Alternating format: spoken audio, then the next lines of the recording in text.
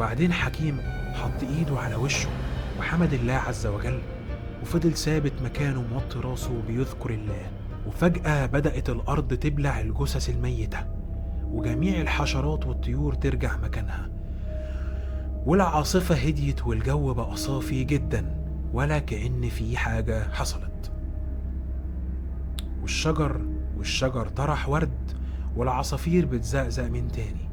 ورجع حكيم دخل تاني الكوخ يشرب مية عادي ولا كأن حصل حاجة. عزيز بيبصله وبينهج ومرعوب خايف منه، بيقول له: انت عملت ايه يا عم حكيم؟ قال له: ولا عملت حاجة، انا كنت بدعي الله عز وجل يحمينا منهم وحفظنا الله عز وجل الحمد لله. كمل الشاي بتاعك. فضل عزيز متنح لعم حكيم شوية.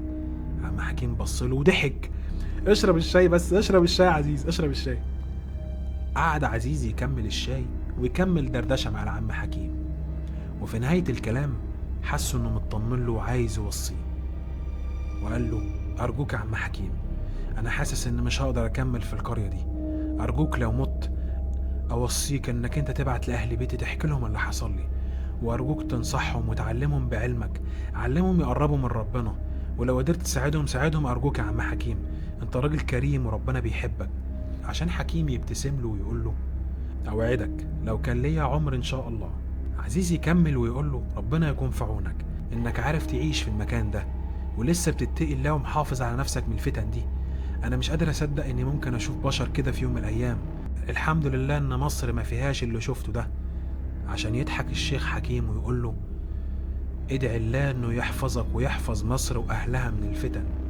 ولسه عزيز هيكمل كلامه حس انه بيصاب بالغيبوبة عشان ينام وهو بيشرب. ويصحى عزيز يلاقي نفسه على مركب صيد. يتخض عزيز ويقول له: ايه ده، انا فين؟ يرد عليه الصياد صاحب المركب: صباح الورد عليك. عزيز من لهجته عرف انه مصري. قال له: ايه ده، انت مصري؟ قال له: ايوه يا ذوق، الحمد لله على سلامتك. عزيز قال له: انا جيت هنا ازاي؟ يقول له الصياد ان راجل طيب شيخ كبير طلب منه ياخد عزيز معاه يرجعه على مصر، وانه اداله مقابل كبير قوي عشان يوافق. اداله حتة ذهب. وسأل عزيز: هو انت عملت ايه عشان الشيخ ده يحبك قوي كده؟ عزيز قال له: صدقني لو اعرف اقول لك.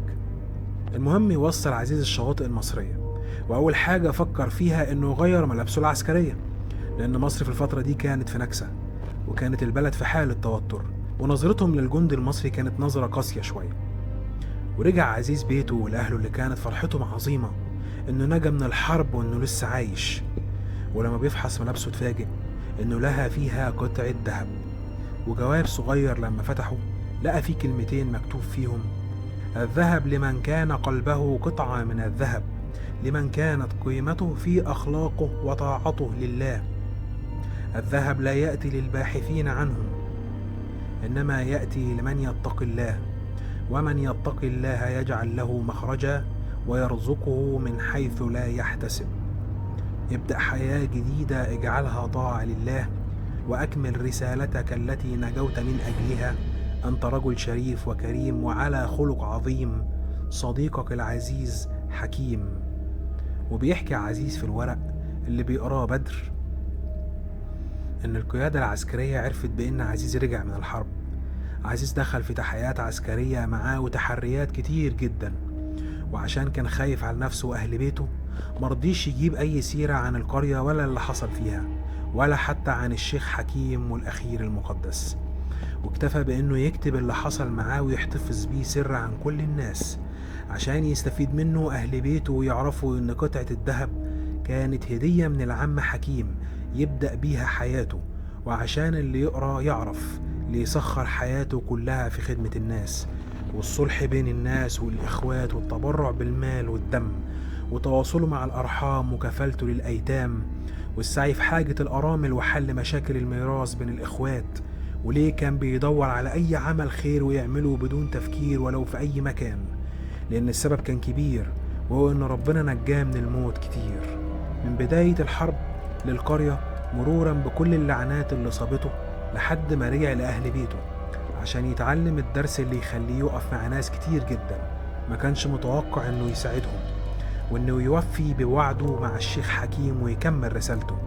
عشان فجأة نرجع لبدر اللي قرأ القصة كلها، ويتفتح عليه باب المكتب ويدخل عليه أبوه ويشوفه وهو بيقرأ قصة والده اللي حكاها الجد عزيز.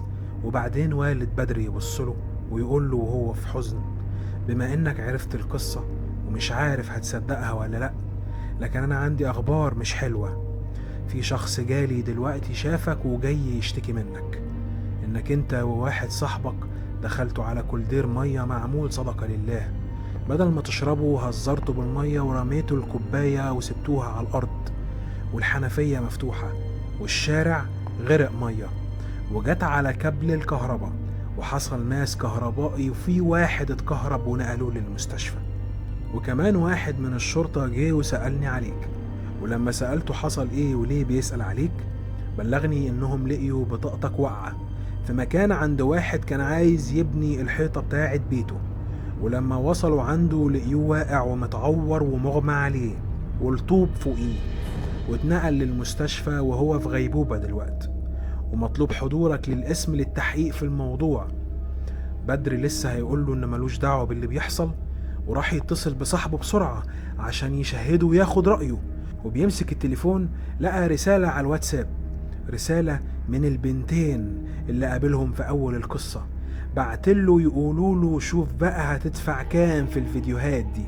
للأسف دي فيديوهات لبدر وهو في منظر مش كويس، بعتها لهم زي ما بعتوله صورهم في لحظة شيطان، يا إما هيبعتوا الفيديوهات دي لأصحابه.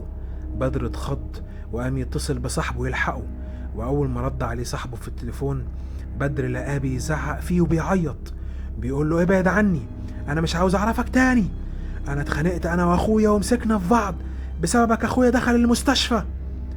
بدر ساب التليفون وعرق وتوتر كل المصايب دي مع بعض، وحس بظلم شديد واقع عليه ومش عارف يعمل ايه.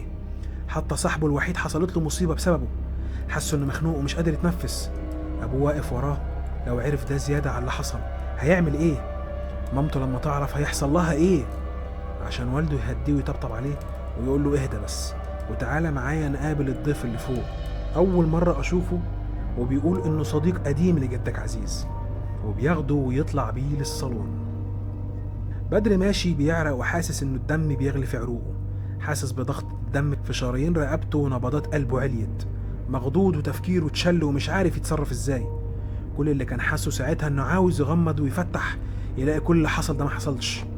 حاسس بالاحراج والخجل الشديد لما شاف اللي بيحصل له بسبب افعاله، واللي حصل لجده عزيز بسبب افعاله. حس قد ايه انه غبي وضعيف وجبان، عشان اول ما يدخل الصالون يلاقي الضيف قاعد. يلاحظ بدر ان الضيف اللي موجود هو صاحب العباية اللي كان مغطي راسه وبيبص عليه في الشارع في اول القصة. ولسه بدر هيسأل باباه عنه ويسأله انت مين؟ رد عليه الضيف من بعيد لانه مغطي راسه ومش باين، قاله انا صديق لجدك عزيز الله يرحمه، جاي لك عشان انت حبيبي وابن حبيبي،